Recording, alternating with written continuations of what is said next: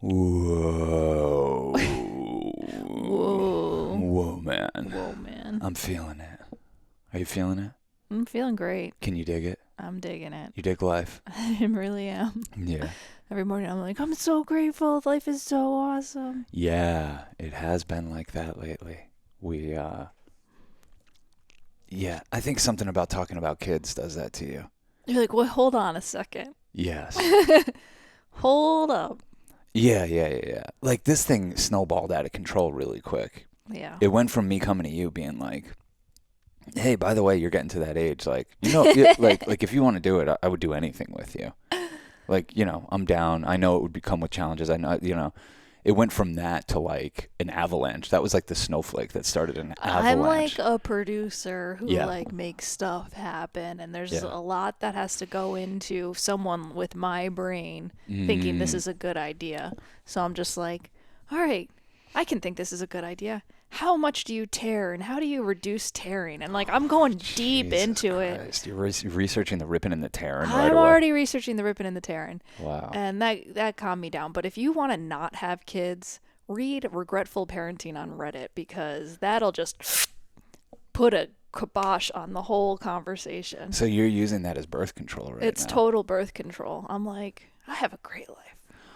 I have a great time. I enjoy my boyfriend. I'm never bored. I have so much that I want to do. So much I haven't done.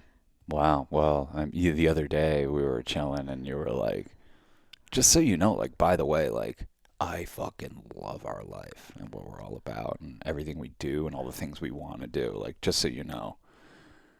You're like, we don't have to have a kid or anything. Like, And we spent a day like that made me so high, like not on any substance, on the natch. You just being like kind of somewhat like giving permission to take this thing off the table that we introduced a few months ago. Well, I have a lot of guilt about it because I feel like it's gonna ruin our relationship. No, I have guilt about any fear that I have around it, because I feel like you're like being really positive and like this could be a really beautiful thing, and I'm like, yeah, it would, it definitely would, no doubt, wouldn't regret it at all. I'm sure it'd be wonderful. I love it. I'd do it. And then I kind of have some fears, and I feel very guilty about facing and sharing those fears. Because then all of a sudden we take it off the table, and I'm like, wait, I don't know.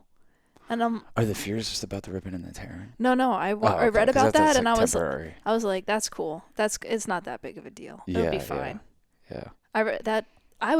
After I read that, I was like, oh wow, conquered my biggest fear. I'm ready to do this. And then another one shows up. Yeah. But I think it's just nice to be grateful for where you're at in your life. And oh my God, if anyone wants to catch one of the best natural highs you can catch is convince yourself for a few months you're going to have a kid at 43 years old, and then take it off the table for a couple of days. Like, I was like, what? Oh yeah, that. Fuck yeah. Like, you know what I mean? And we had the best night of our life. Like, with that, just like, it's weird. All of a sudden you feel rich again. All of a sudden Yes. you're feeling poor, and then you feel rich, and then you're like, it goes and back nothing's and forth. changed. Nothing's changed. Nothing's changed at all. I'm like, I have a propensity towards seriousness. I know. And I'm just like, that doesn't really work in our relationship because you're not a serious person. Yeah. So I've really had to, and I appreciate it. I like not being serious. But I also have Saturn in my 5th for any of the astrology nerds, and I was reading about that, and I just kind of get to this place like, maybe I'm not supposed to have this thing. Maybe there's a reason I'm not doing this. Shout out to all the Saturn and the 5th heads out there. Let us know. Are you thinking like along these lines as well? Call in. Well, whatever. I don't know where my Saturn's at. Like, that's, maybe that would help me a lot, actually. Maybe I should do a reading with our astrologer, Brian. Yeah. And kind of like not put it in his head that this is on the table, but just kind of feel around, just poke around a little bit and see if there's any, like, because don't you kind of wish like something or somebody would just tell you? Yeah. It's weird because I'm not usually a sub in my life. I don't have a lot of sub energy. I don't know. I think you have some sub energy. Really? Yeah. How is that? It's just, I don't know. I don't know.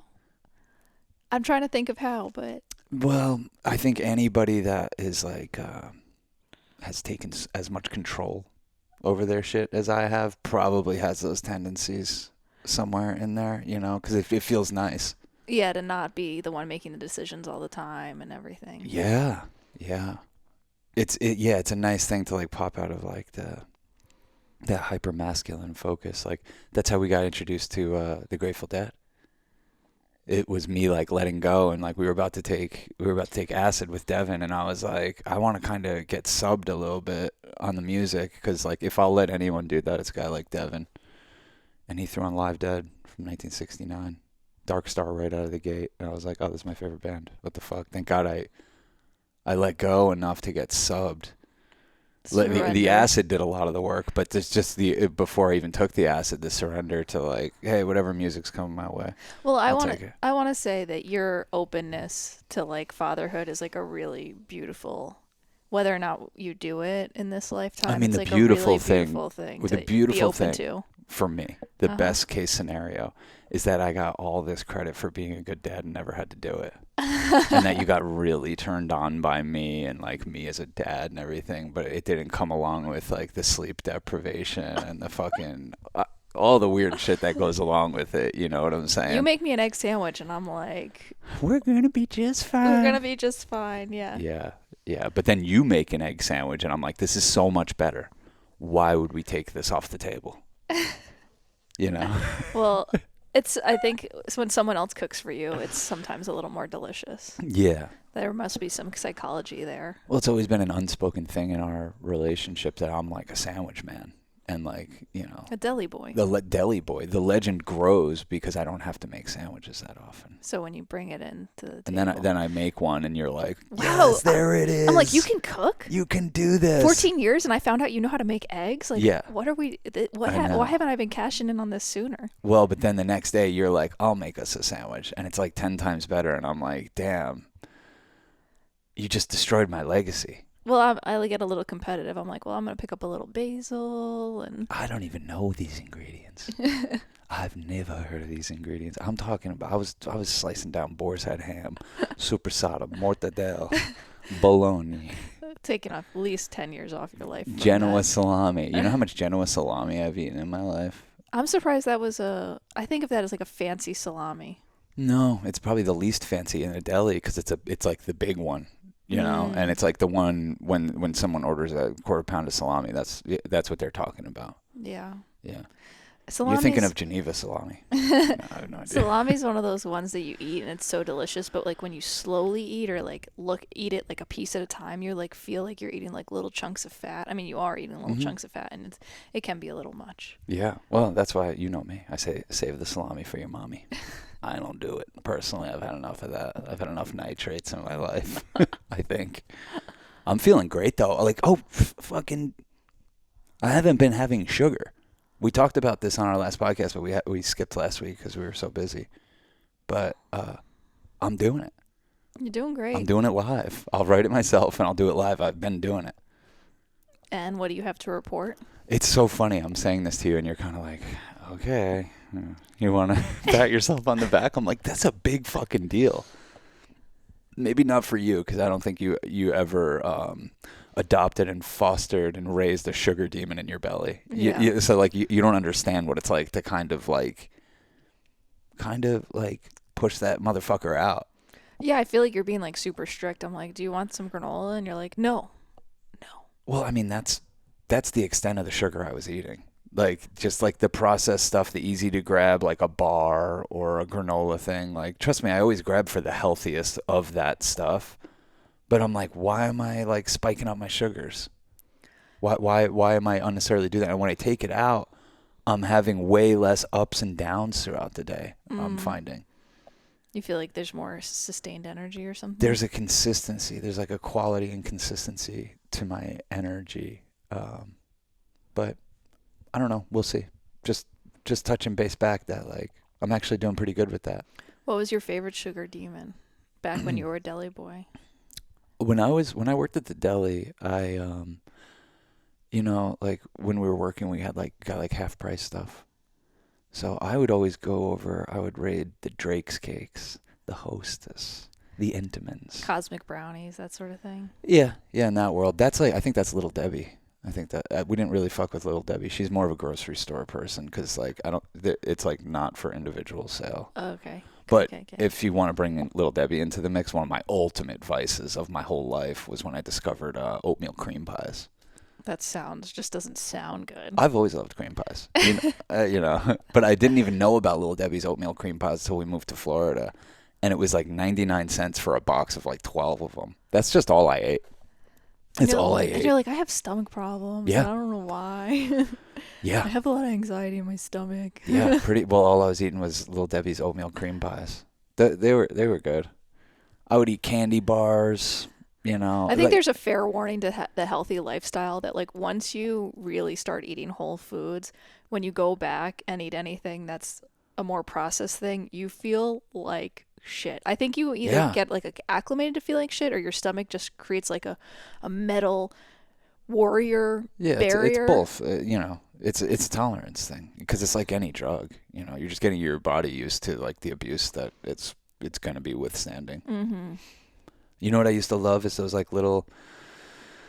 They're like it's like an apple pie in like a little wax paper. I don't know who makes it. McDonald's. You're not the best person to know about this stuff. I know I'm the worst person to talk But to. yes, something like that. But imagine like a much harder like sugar glaze over it that like really preserved it. Oh, those are good. Yeah. Yeah, they have apple ones. They have cherry ones. I would eat those. I like a Nutter Butter. I mean, What's Nutter Butter? It's like it looks like a peanut, and it's a sandwich with peanut butter in the inside. It's like little. Oh yeah. That's healthy. I mean, like compared to the depths I was swimming, I'm talking back in the day. And the crazy thing is, like, I didn't really. Well, I guess I did look a little different. I was a little more pudgy. Yeah, before you got your paws on me. Yeah, you had like you can still have a belly even if you're very skinny. Yeah.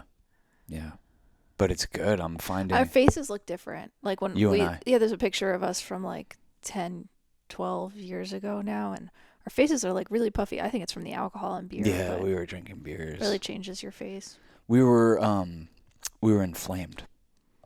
I don't even know what was causing it because it's not like we drank that much. But like I look back at old pictures of us and I was like, we look cute, but like we got just like a little puffiness and a little rosiness.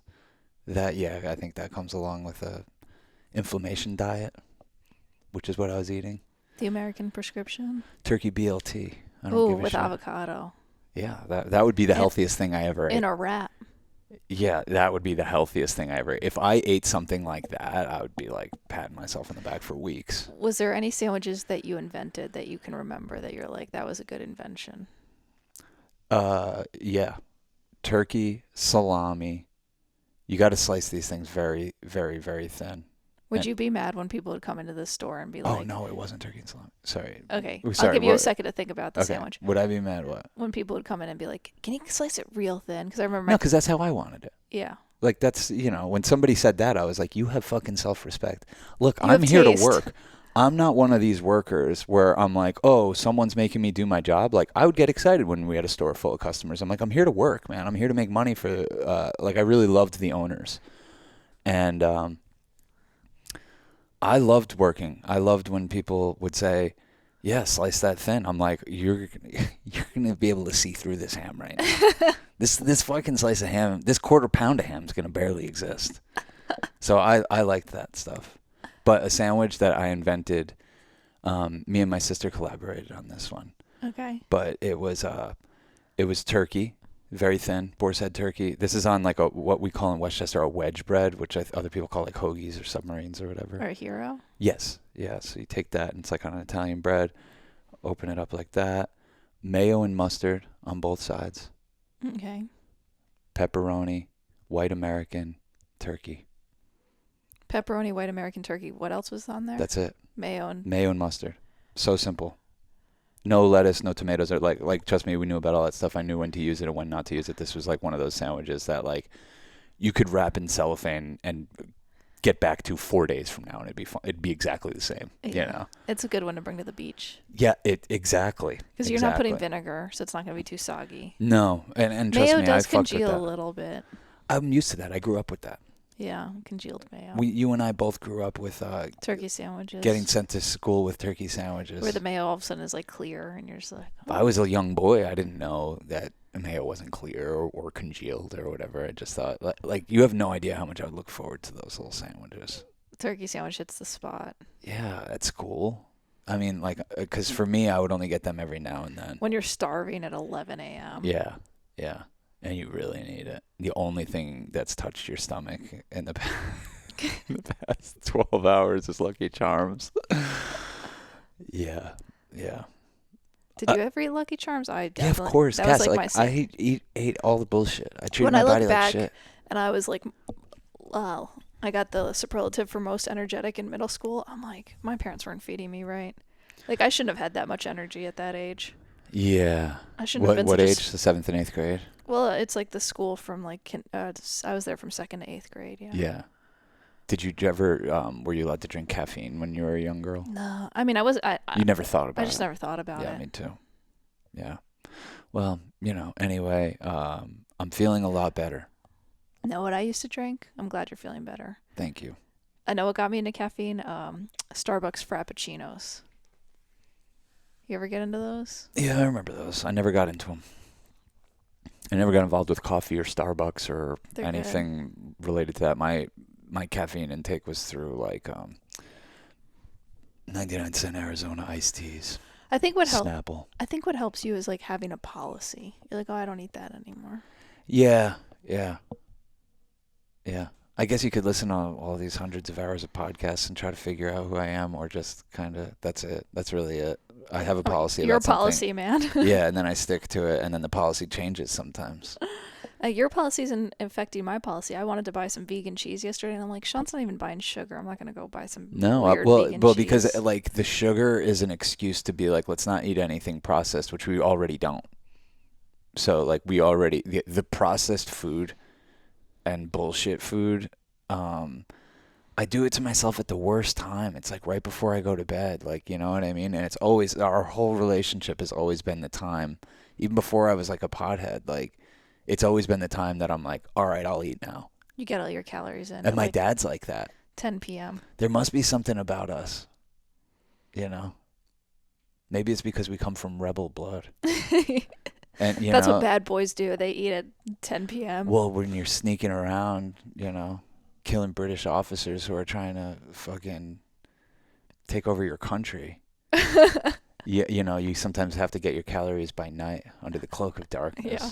I don't know what it is, but like me and my dad have the exact same tendency. Like our stomachs come to life way late. So that's when I would eat all this bullshit, and I think it was affecting my life and my brain peace, and I don't even know why I quit or what compelled me to. Maybe a little angel got into my stomach and said, clear out these demons. Mm-hmm. You gotta let an angel in there every now and then. The angels like to swim around in there. Yeah. Maybe more like a mermaid. Yeah, I swallowed a mermaid, and she runs a tight ship down there. So I'm just honoring her with the decisions of what I put down my gullet piece. And that's all it is, you know what I mean? Like, it's crazy because intellectually I understand it so perfectly, but like I stray from the path. But like I've always said, I'm like, why would anyone like spite their temple to get temporary mouth pleasure? Because they're overworked, underpaid, exhausted. I mean, it happens. Like, these decisions don't happen in the moment of strength. They happen in a moment of weakness. Like, oh, you haven't had a chance to go to the grocery store and you're starving, and the only thing you have is a gas station, and all they have is crap. What would you get in there? I go in there and I can't get anything. It's upsetting. I'm really into carrots. Carrots are like my jam. Yeah, we buy a big 5-pound bag of organic carrots. I peel those fuckers down. Yeah, like you're a deli, like you slicing salami. Yeah, I'm doing it like I'm cutting off a half pound of bologna. But yeah, carrots are good. I'm doing good. It's good. I don't know. People that listen to this hear me have my ups and downs with my substances, my drug of choice. What's my drug of choice?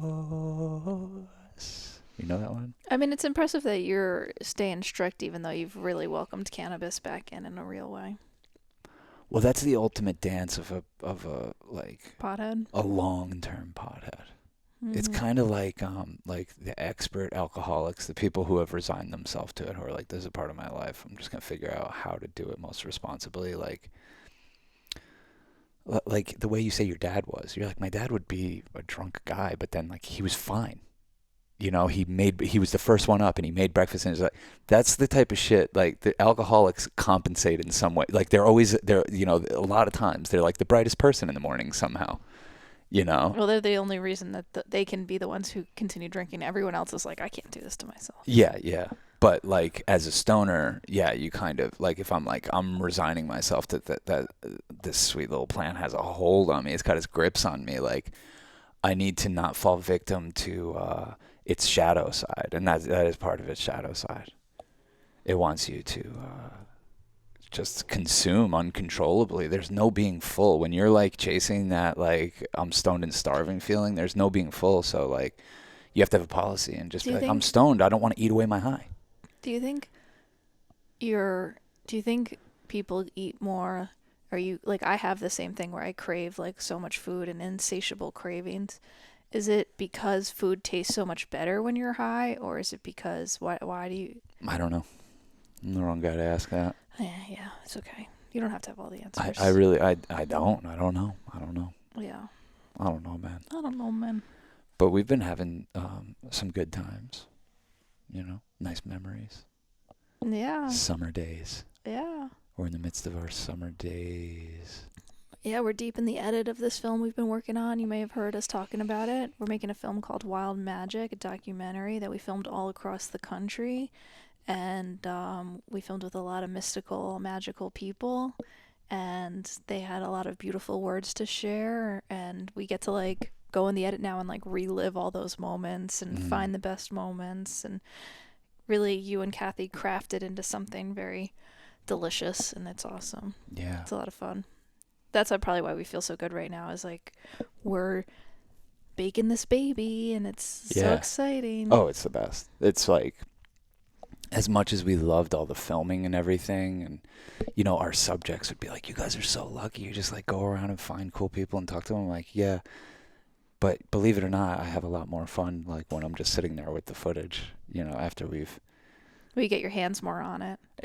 yes, When you're yeah. on the field, you're more like holding a vibe, trying to like keep yourself present and other people present and just like see how to do things. Well, you get what you give out Yeah. there. We've done this way too long and way too many times and seen the results from both ends to know you get what you give. So we have to go out there like like I always say, I'm like, bring all the joy from your whole being and put it through your eyes and just let it pour out.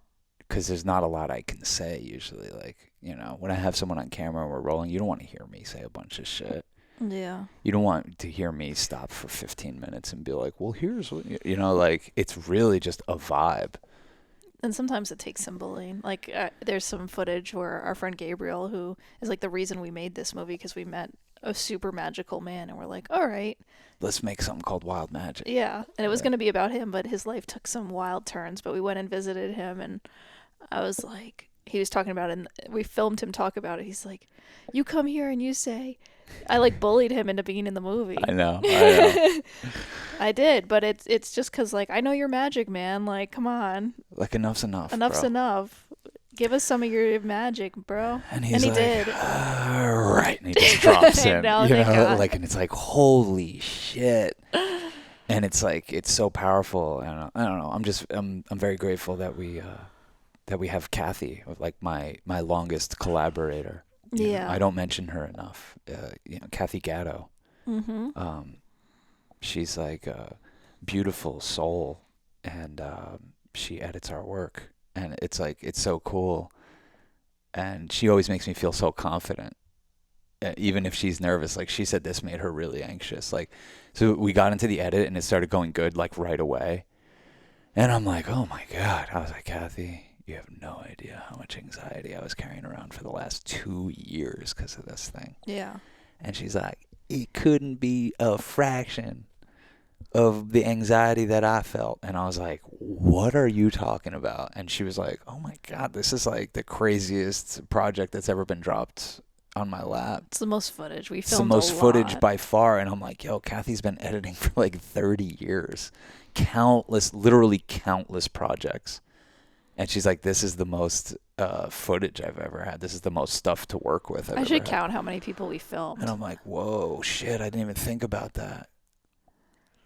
But, you know, you get in there and what's cool for me is like, I'm surprised nobody's tried to stake claim to this, but like we get to kind of make the mosaic of what like mystical Americana is. Like we get to do that. We get to decide. At least like, one version of it. well, yeah, but to me, the important one, the Mhm. relatable motherfuckers, you know, because as we edit this, like there's certain themes start coming up or themes start going away or guideposts appear along the process. And that's why the anxiety isn't worth it in life, in these projects, for this project, because all it is just like it's stealing from the current moment. Yeah.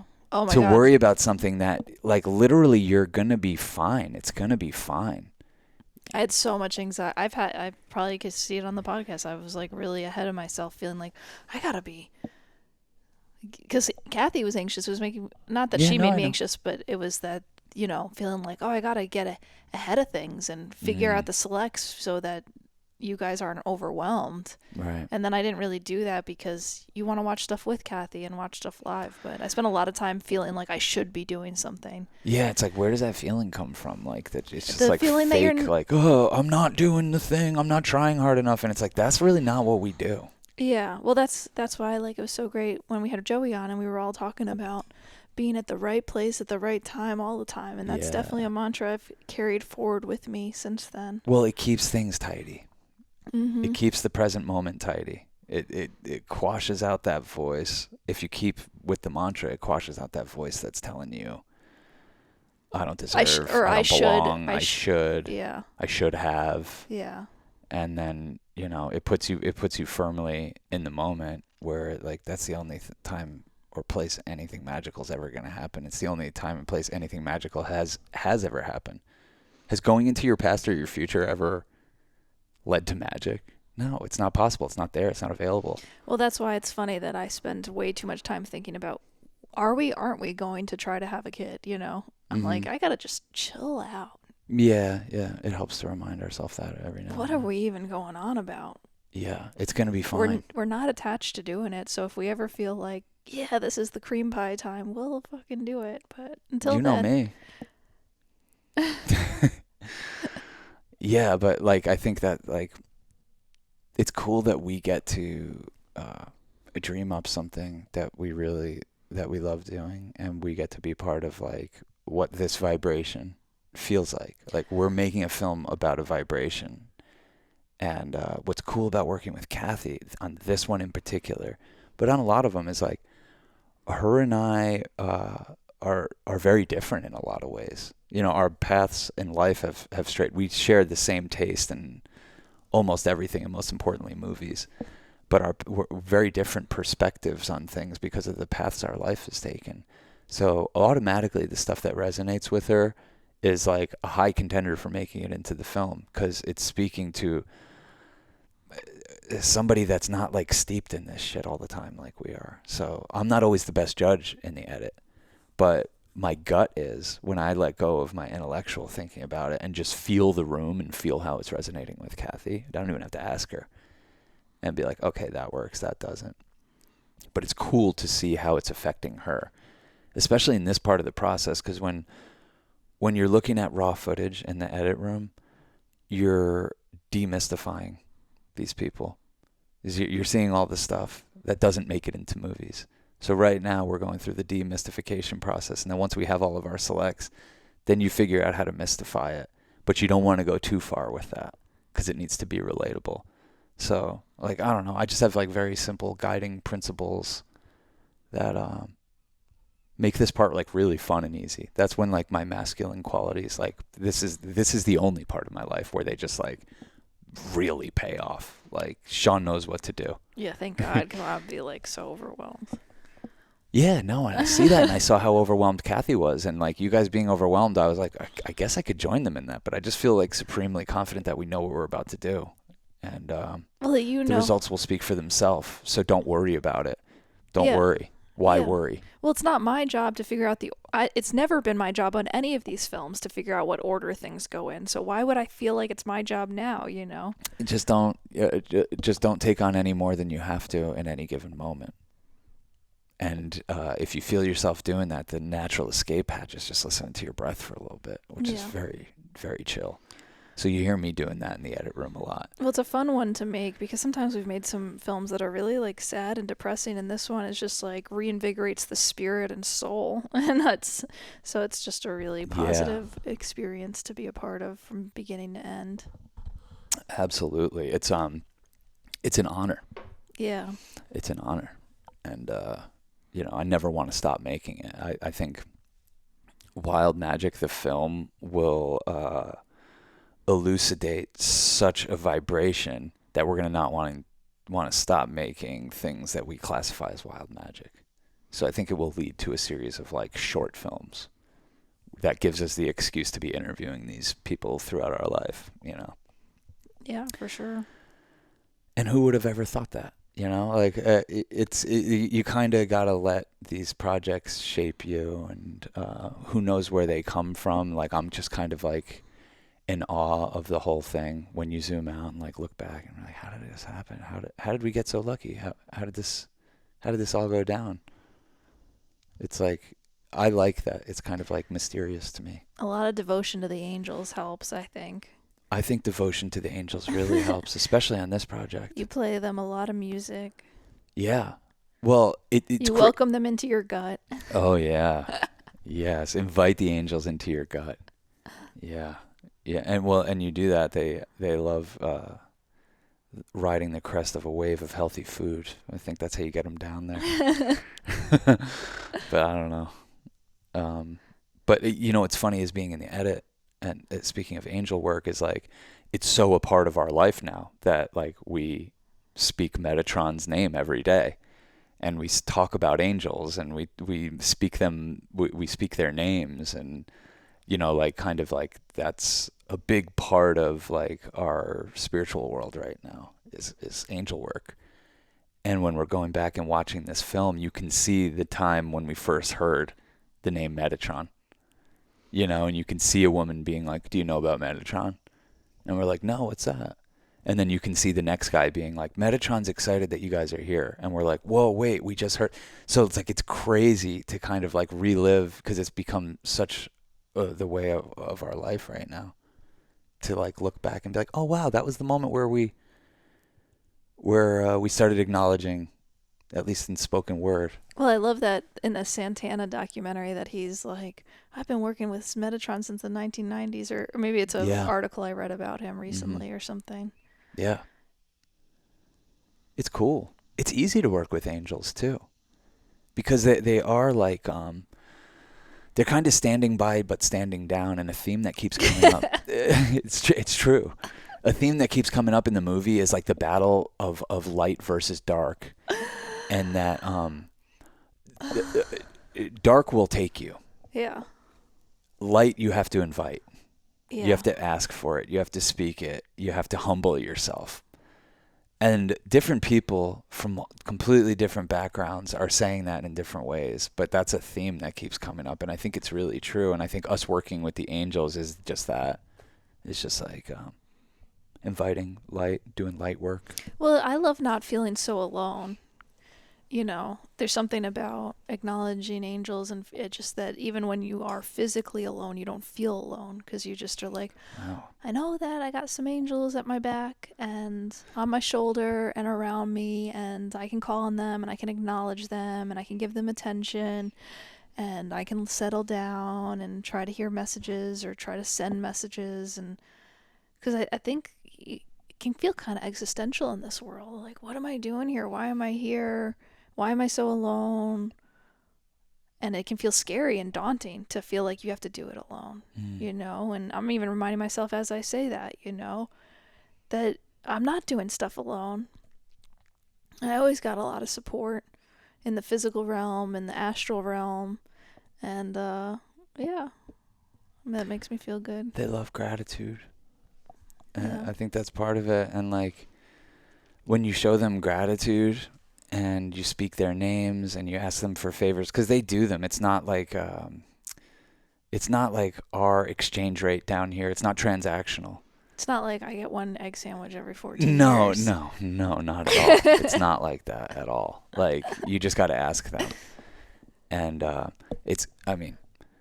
think it's cool because once you invite them in, they show you faith, because they show you that not only are you not alone, you've never been alone. You can't be alone. That's not what this is, especially human form. Like you might be stuck in a body, but you're surrounded by other people that are stuck in bodies. And not only that, your energy field contains infinite angels and all these like little fairies and helpers and spirits and gnomes and wizards and goblins and goddesses, and it's such a fun realm to play in. It's so much more fun. To me, that's what the magic is. That's not giving over to the darkness, the cynical, the scientific world. Only the things that I can observe are real. So like, how do you keep a majestic sheen on your life? And I think it's kind of by starting to acknowledge this stuff, and by saying it out loud. Like, it's kind of like saying your problems out loud. It's like it starts to move the energy a little bit, and you start to, I don't know, you speak out loud, you pray for the angels. I forget to pray for the angels, and the angels forget to pray for us. Yes, exactly. Leonard Cohen. Yeah. So, it's constant work. It's happening whether you know it or not. And, I'm just glad that we're aware of it. And, I get by with a little help from my friends. Mm-hmm. The homies out there are the ones that made us aware of the power of the angel work. So our bravery to go and pursue basically a title that came to me, wild magic, what would that be? Rendering that out in our heads and being brave enough to hit the open road and go into the territory and speak to people even though it terrifies us, made us aware of this way of operating, way of seeing the world. That's made our life so much better.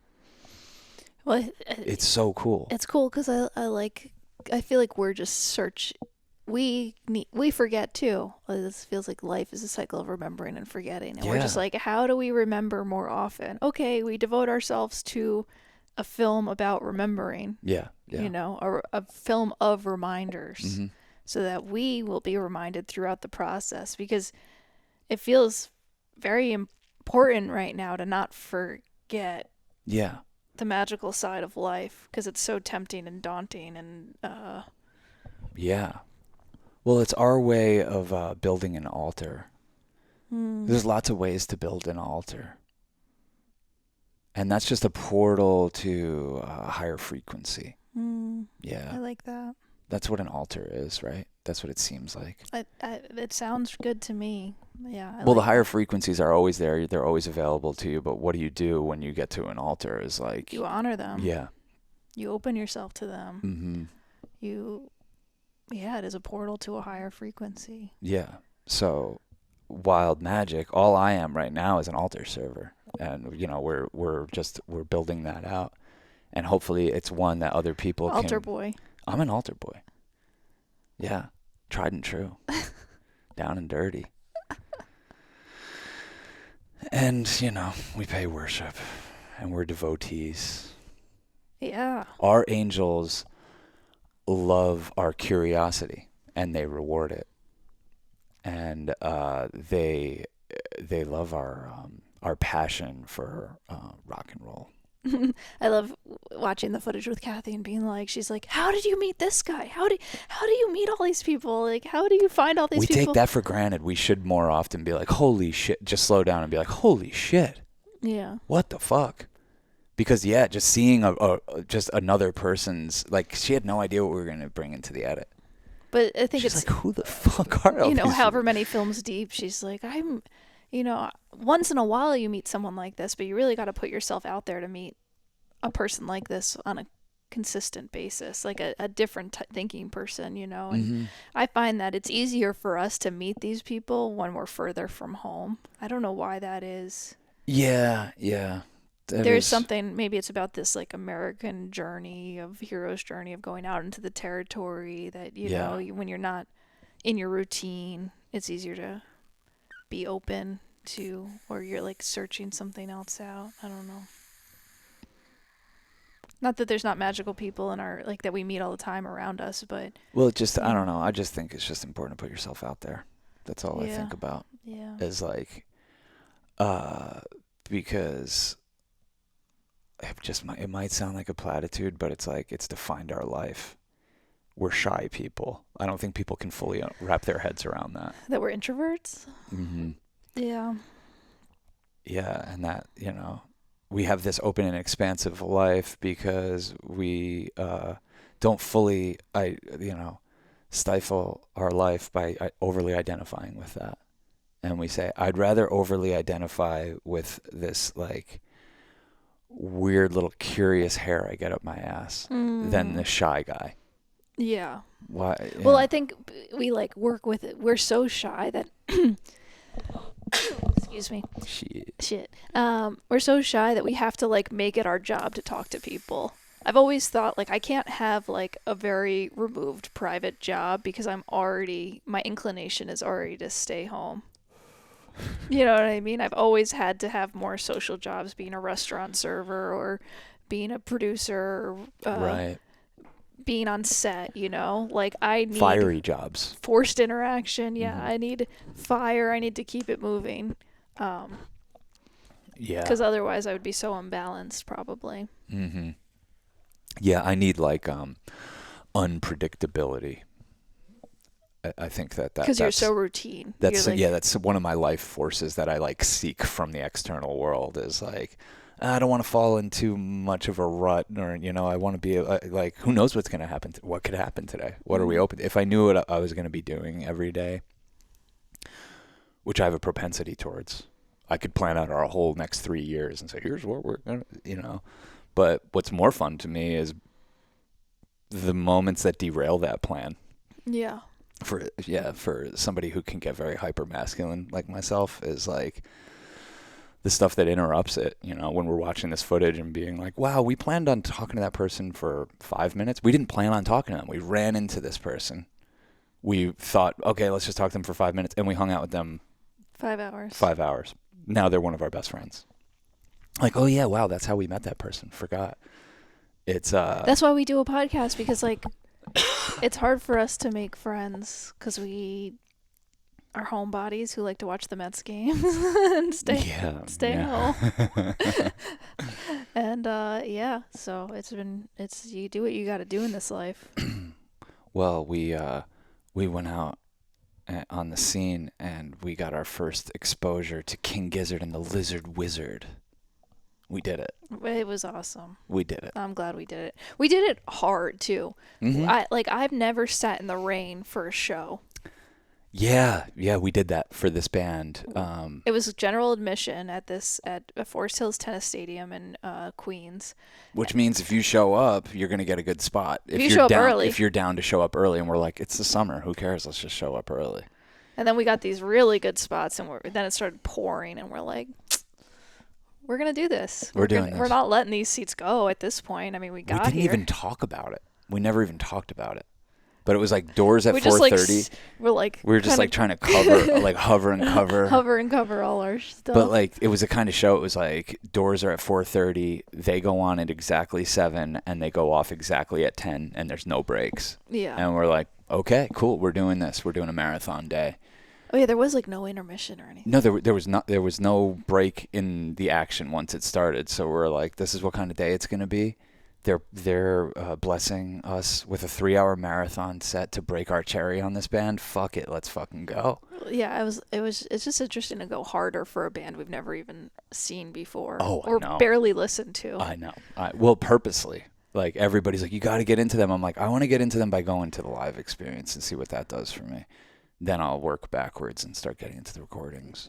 mostly because it's an intimidating amount of Yeah, they have 26 albums. albums, so you don't even know where to start. And Yeah. then someone will be like, "I'm really into this album right now." And I'm like, I don't know. I'm like, Sean's on the case. We'll figure I it know out. how to do this. I'm an expert at this. I Yeah. know how to do this. That's why we didn't listen to them. We bought these tickets like 9 months ago. We didn't listen to them. I know about one of their songs called The River, which is absolutely stunningly just interesting and beautiful. And they didn't play that. But this is the way you do it. You show up. You fucking get dosed like we do. that we're used to.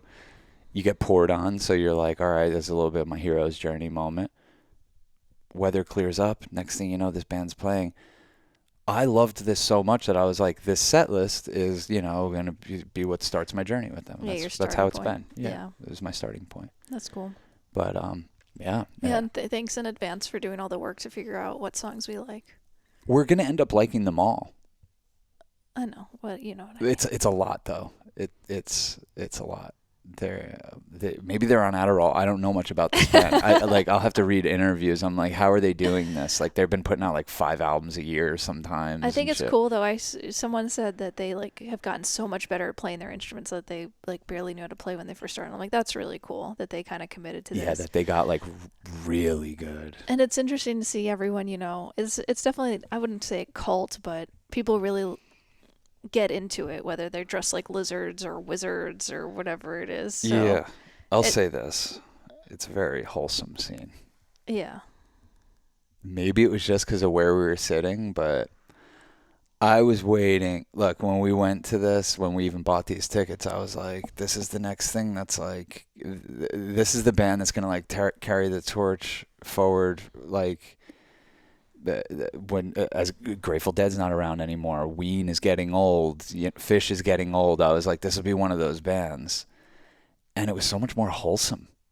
I was waiting for it to be like, this scene is very it's cool and it's inviting and it's inclusive, but it's not like, it has not yet been. It's not like a Disco Biscuits. It doesn't have like No. a dark edge. No. And It's not dusted and encrusted and yet. that's where- Maybe it's just because it hasn't been around and that I think long. you were like, did you like them? And I'm like, yeah, I liked them. But if I were to say anything, and they're not as like innocent as like Fish comes off, but like, because I think kind of like how I'm an introvert, I like go towards the innocent side of life, like Butterflies and Rainbows. That's why a lot of times like the dark, scary music hits me in a good way. Yeah. And I'm not saying they don't have dark, scary stuff, but I do like watching music and getting spooked. Like, Me too. What are they doing to me? Is this dark magic? Yeah. I don't know if they look, and somebody can correct me. I'm not sure if they play around in those realms or haven't yet. Yeah. Or maybe not in a way that would affect us. Like, everything about them, their fans, the costumes that they're wearing, the music these guys are playing, the lyrics they're singing, it just feels like kind of like in on it, like funny, aware, self-aware. It's very sweet. It's all great. And it's Australian, so it's like, like, to me that's just like, they're a couple blokes or yeah, whatever you call Bulgans. them. They're the boys. They're chilling. Like, I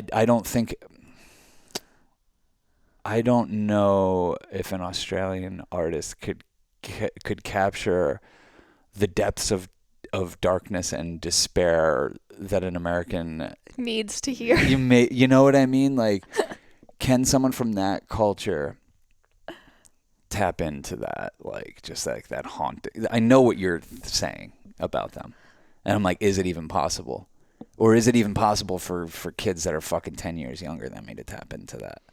And it's hard to know because we had great seats, but we were still farther back. Like, we couldn't really see them that well. Like, we heard it really good, but it was cool because the pit was kind of wild. Yeah. Which I was impressed by, and then they had kind of synchronized things where they like all sat on the ground at some point, and the ground is disgusting and wet. Yeah. And they're all like They're rowing. doing the rowboat It's cute. thing. It's like really sweet. It's like it was a blast. Yeah, it's like Australian Adderall theater kids fucking have a club that's like pretty fucking chill. It's pretty fun. Yeah, and I think it's bringing in a lot of the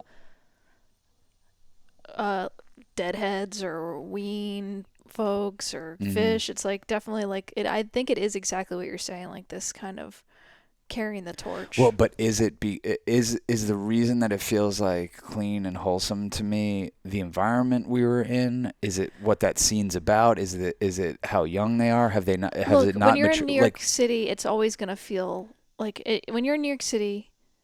you're never gonna get the full breadth of like.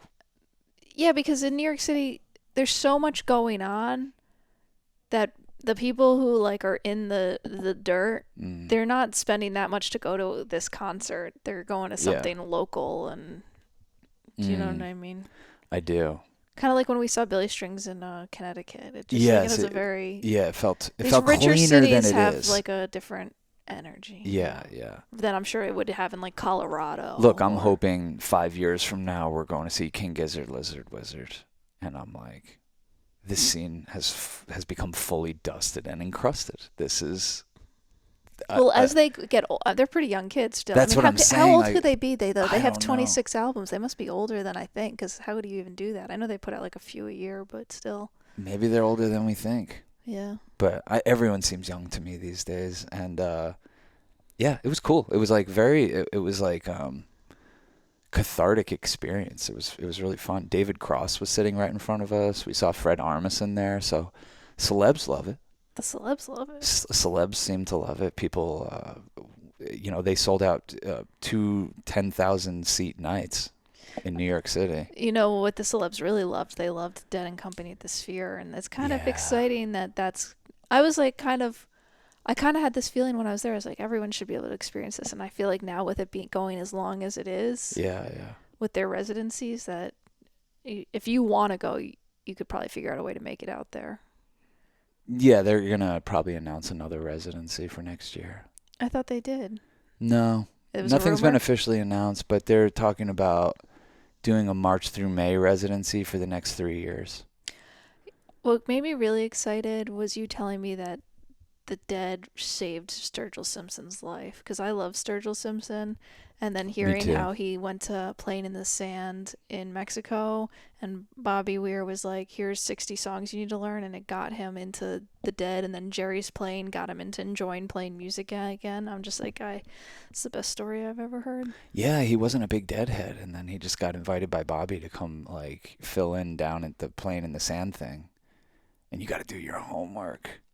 You got to get into it if you're going to take on that kind of thing for the Deadheads. I wonder how much time he had to learn all those songs. I don't know. But he's saying it's like what awoke him again, because he hasn't toured in 5 years, and now he's like getting back out there. Yeah. We watched a set of his. I posted it on our Discord of him playing at Outside Lands Festival a couple weeks ago. Unfucking believable headlining set. Unbelievable. We're going to try to go see him at Forest Hills Tennis Stadium. We'll have a full report. But it's so we went to the show, and then like the next day, like just woke up, got in the car, and started driving 14 hours down to Atlanta. So we're riding that vibe.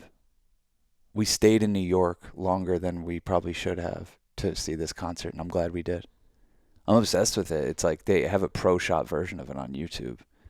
Check it out. August 17th at Forest Hills Tennis Stadium. That's also the longest we had had tickets. Like our longest anticipated show. I know. Yeah, we usually don't have tickets that far in advance for anything. Even things we love, we're like, we'll get it that day. We'll figure it out. But yeah, we had tickets, so we were anticipating it, and it worked out perfectly. Got up the next day, drove most of the day. This was really funny. We had a funny, like, you and I had a little bit of a dust up. Speaking of dusted and encrusted, I have no idea what you're talking about.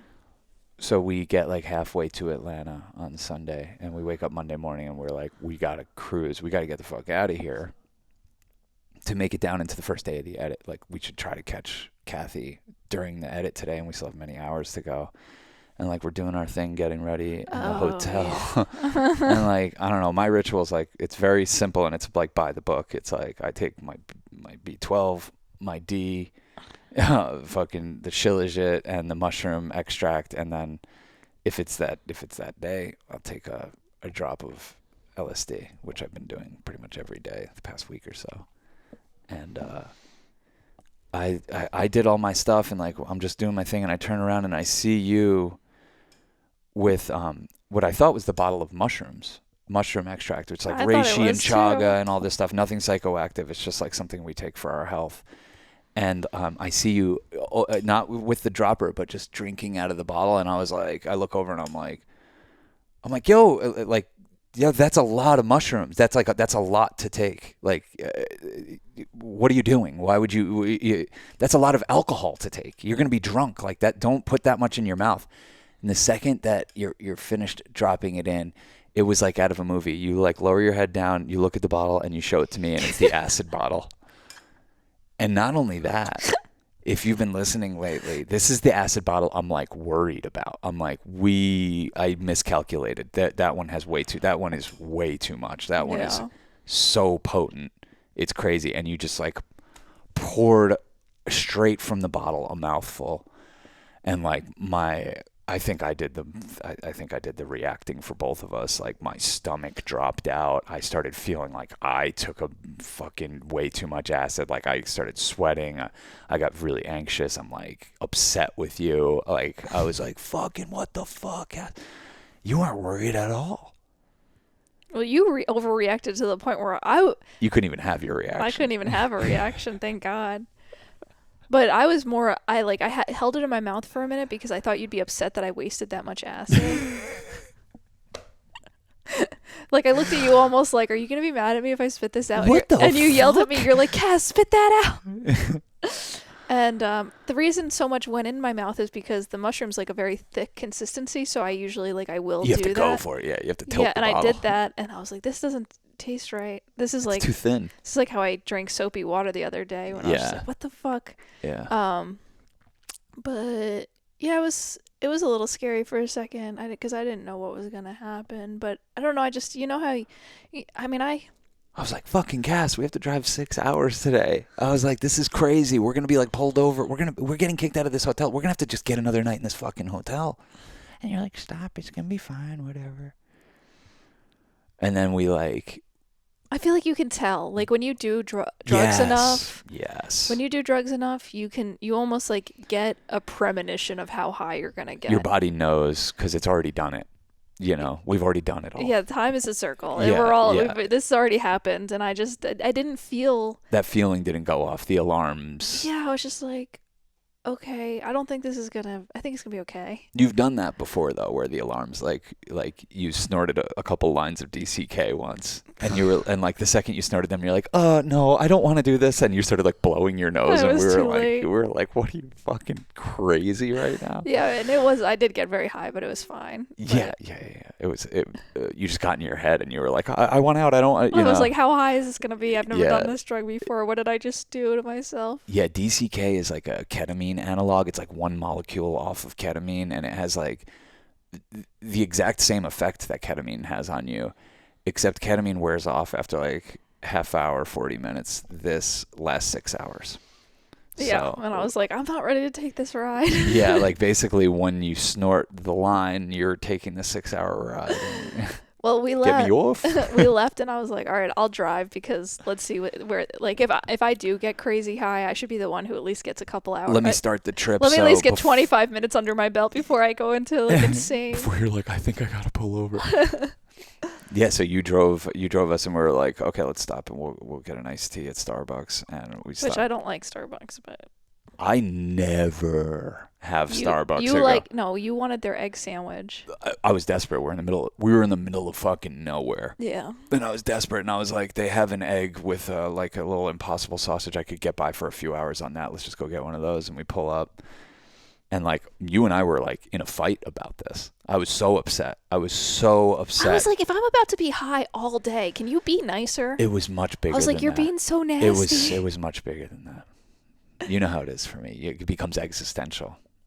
Yeah. It becomes, I need to be fucking gotta have my eye on Cass all the time because she will do something like that. Do you know what I mean by that? Like that, it just wasn't the time to be mad at me because I was like, if I am about to be so high, do you really want to start off my 12-hour crazy No, trip it was by yelling at inappropriate. me. I just couldn't help but go there. Like I wasn't saying this stuff to you, but in my head, it was so much bigger than that moment. It was just Thank like, God you didn't say it's all like that stuff. Cass is fucking. She's crazy. She does not pay attention to 3D life the way I do, and she's They are gonna the fucking exact hurt same herself. bottle, and they are in the same bag. You don't pay attention the way I do. We can't admit that. Okay, I'm just saying, like it wasn't. That's It's what not was the craziest mistake. No, but that's what was concerning me. Is I was like, I've seen you do this before. I've seen you orally take things that, like, you know, or and be like, vaginal oh, God, suppositories. oh, what the fuck did I just swallow? like that's never happened to me. There's a la-di-da-ness to you that I love, but that sometimes I get like my heart hurts. I'm worried. I get worried. I'm with a I'm like, woman who has no self. you would poison yourself. You would. When we've been on the phone with poison control at 4 a.m. And we're not drinkers. We're not like that's just from being a ditz. Like, and it just brought up all of that shit. It really did.